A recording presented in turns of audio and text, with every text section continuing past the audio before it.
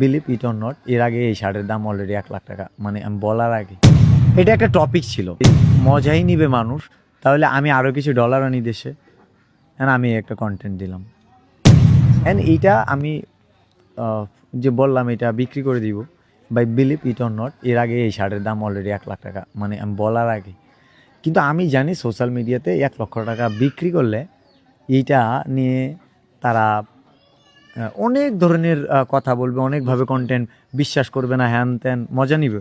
তো যেহেতু একটা শার্ট নিয়ে এই মজাই নিবে মানুষ, তাহলে আমি আরও কিছু ডলার আনি দেশে, হ্যাঁ আমি একটা কন্টেন্ট দিলাম।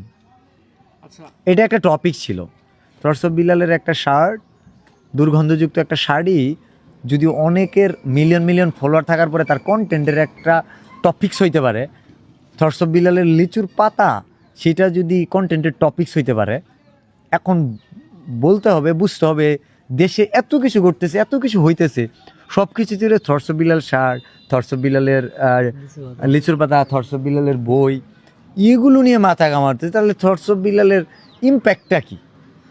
থটস বিলালের ইম্প্যাক্টটা কোন জায়গায় একটু দেখবেন। থটস বিলালের জুতা, ঠিক আছে, থটস বিলালের অহংকার, ঠিক আছে, থটস বিলালের গালি, এগুলোই কেন একটা সোশ্যাল মিডিয়াতে একটা দেশের অনেক কিছুই তুলে ধরে, অনেক বিষয় আসে, দেশের এত সিরিয়াস সিরিয়াস জিনিস থাকতে এগুলো কেন আসে, উঠে আসে?